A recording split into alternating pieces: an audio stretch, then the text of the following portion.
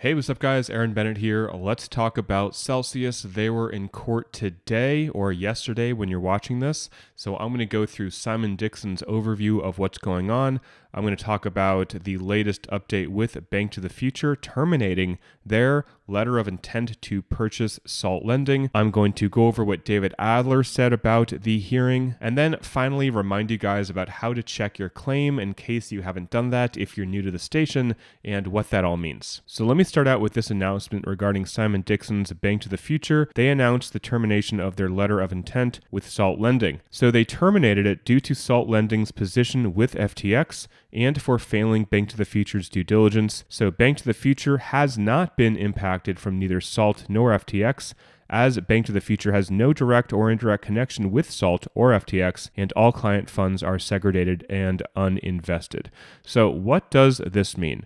Well, it means that Simon's original plan of having GK8 deal with custody, have Bank to the Future deal with securities, and then have Salt Lending deal with loans, that little triad is not going to work right now because of what's going on with Salt Lending. So does this mean that we are going to go to Chapter 7 and be liquidated at the bottom of the market? No. It just means that Simon personally is trying to figure out what another solution could be. It means that maybe bidders will be the best option right now. It means that we don't quite know. So there is a bid on the asset, which I'll get to a little bit later. That is still happening. Celsius is supposedly still coming out with their own reorganization. I don't know if that's going to be approved or if they will have regulatory issues, but there is that as well. So let me dive into Simon's update, which I thought was the best of the hearing today. So he starts out by saying they'll be including a table that adds their internal pricing for USD value of our crypto on the filing date to the existing coin amounts without prejudice. So I believe this means is that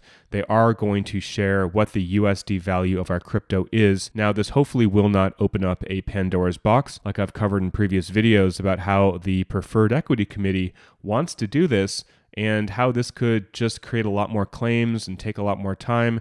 So I'm hoping that how it is done in a way that isn't going to complicate the claims process. So next we have a business update from Chris Ferraro, the CEO. The judge isn't making him swear in for this discussion, which is interesting. The judge asks, did the debtor, meaning Celsius, make any transfers of value to FTX before or after the freeze of accounts? And Kirkland responding, there wasn't any transfers after the pause. And really quick, we have Dirty Bubble Media, someone on Twitter exposing a lot of what Celsius has done. He is commenting on this point that the judge asked Chris Ferraro, did the debtors make any transfers of value to FTX before or after the freeze of accounts? And he says this is easily proven false by looking at Celsius's wallets, and you have Simon saying, agreed. We saw a ton of transfers to FTX after the freeze to pay off loans, to get their collateral back. I was covering that a ton, I guess, when was that, like July or June? I can't even remember at this point.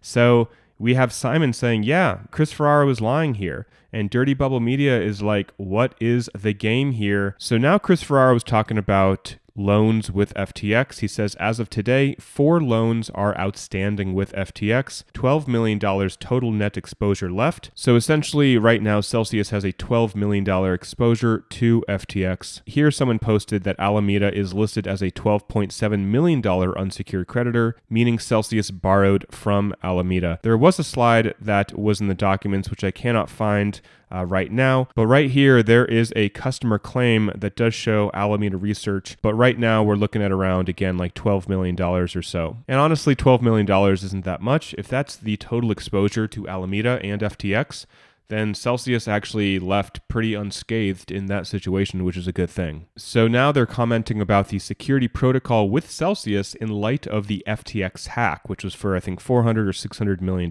So Celsius has negotiated this with the UCC. Essentially, coins will be brought back to Fireblocks and frozen, except for a small amount of Bitcoin sales from mining. So how I'm reading this is they are making security a higher priority, which I already think it was a very, very, very high priority. I mean, if Celsius in Chapter 11 lost crypto, I swear that they would all go to prison for decades. That is the last thing that they would want to do. So there is now even a higher degree of scrutiny on making sure that the crypto that they are holding is going to be safe. So here they're talking about KERP, that key employee retention plan that was denied by the judge about a month ago or so.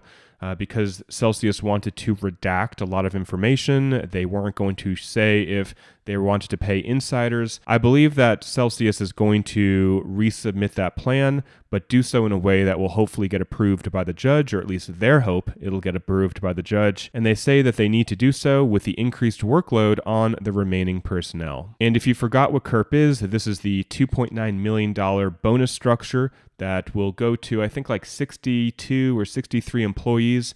And it is something that Celsius says is imperative in order to make sure that they can continue their restructuring and they don't lose key employees that will help them with their workload. So now they're talking about mining. They said they're working to build out their Midland mining site that will be hosting 20% of the miners.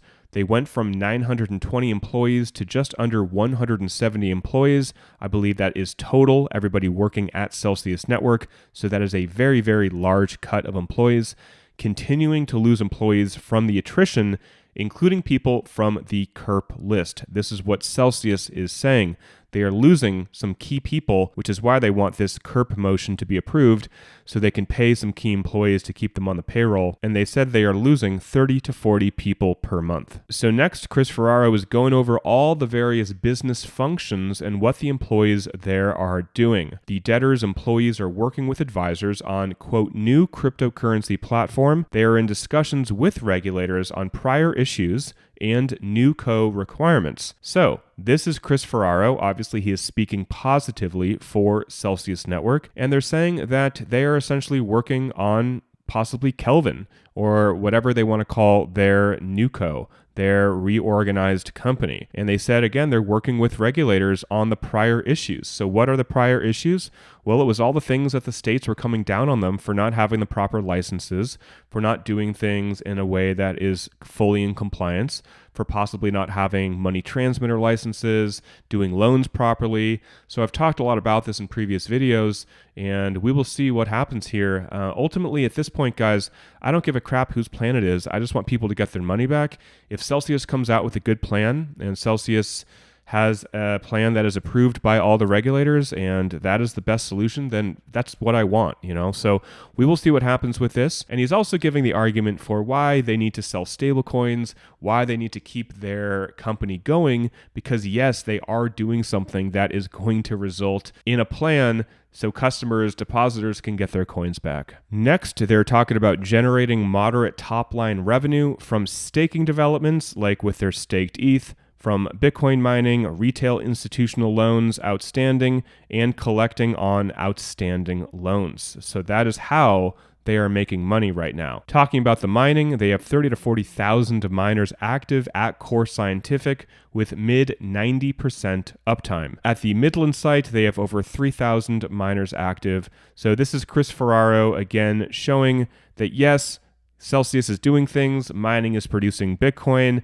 and they are making a case for why they want to extend their exclusivity, and they're also making a case to why they need more revenue and they should not be liquidated and they need to sell stablecoins. So David Adler says a very quick hearing. Chris Ferraro gave an update on the debtor's business. He says there's no incoming revenue other than the sale of mined Bitcoin. The judge asked some questions about the status and profitability of the mining. So this is old news, but a lot of you guys are new here to the station with Celsius Network. If you have not clicked on this document, which I'll include in the description below, this is where you can check to see what your claim is. Now, right now, there is not an updated claim if there is a mistake here, and I'll explain to you what that means. So I will include the link below. You will go to page 92. Now, these are very, very big files, but what you will do is you will click on your first name. Now, this is the name that you registered with Celsius with. So, for example, if I wanted to look and see for Alex Mashinsky, I'm going to open it up by clicking on A because that is his first name. And my computer opens this up in Adobe Acrobat because I think I pay for that separately.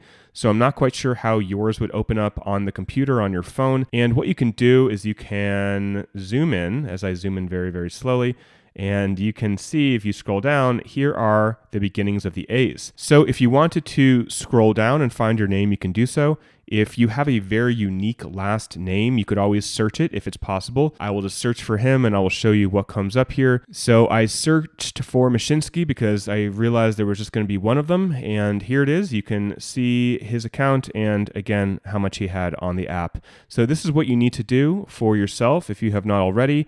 Again, I'll include the link below. You're going to go to page 92, click on the first letter of your first name, and then you will either scroll or if you're able to search, you can do that. And if it is correct, meaning what you see on the computer is exactly what you have on your app. So for example, I will click M really quick and show just a random person here. If this is you and you are M. Narenberg, just as a random example, and if you scroll over and you're like, yep, this is me, I had 0.5 Bitcoin Cash, and I had 1.8 Cell token. And essentially what you do is you go on your app and you open up your app, which I think is still working, and you will see exactly how much crypto you have. So if this matches up, then you are good to go. If it does not match up, then when the claim form becomes live, which it is not right now, you will create a claim or submit a claim and let Celsius know this is how much crypto I have, and you will do that when the time is ready.